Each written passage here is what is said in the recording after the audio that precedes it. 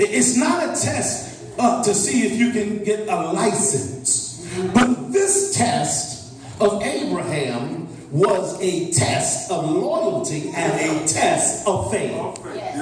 And every now and again, God will send a test your way. To test your loyalty and to test your faith. Oh, Lord, have mercy. And so we find here that Abraham is the father of faith. He is the father of many nations who remembered waiting from the age of 75 to the maximizing age of 100 for the child that God promised both him and Sarah. Yeah, it took 25 years for him to see the promise manifest. Some of us can't wait 25 days. A lot of times we want these microwave blessings. We want these microwave anointings, but we don't want to go through the fire. But he waited 25 years to see the promise that God had for him and Sarah.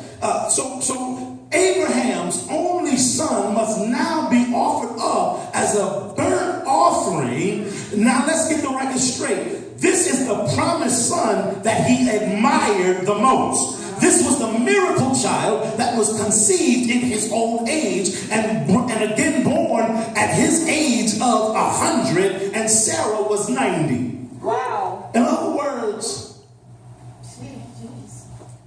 I know it's kids in here and they know what I'm talking about. Sexual fire has diminished. Y'all looking funny. It has diminished. Sarah is post-menopausal. And God talking about you gonna have a child. That's right. Huh? Is it all right if I paint the picture? So here you find this promise that has been made, and already reasonably Sarah laughs. But God says, Sarah, why are you laughing? Is there anything too hard for God? And see, the thing that we must realize and understand is that if God showed it to you, if God spoke it to you, you don't have to laugh at it, just believe it. It comes a time when you got to trust God when you can't trace him.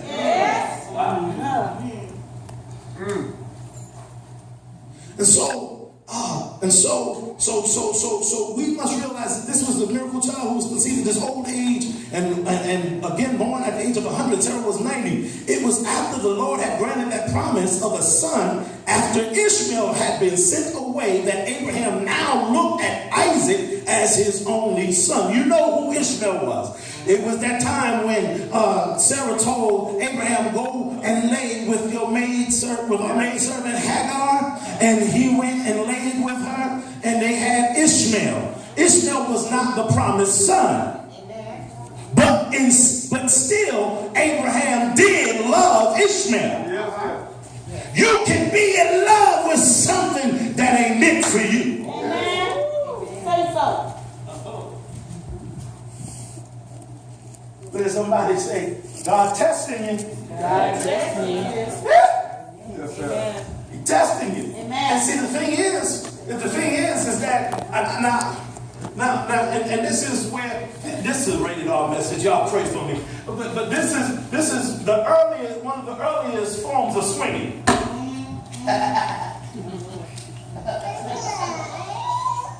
Some of y'all getting uncomfortable. But see, here the problem is we don't want to talk about truth in church, and so our children learn stuff on TV and by their friends, and when they learn it, they learn and think that it's okay. But there's no correction. But see, when we talk about these things in church, we can let people know that it's not right, it's not natural, it's not of God.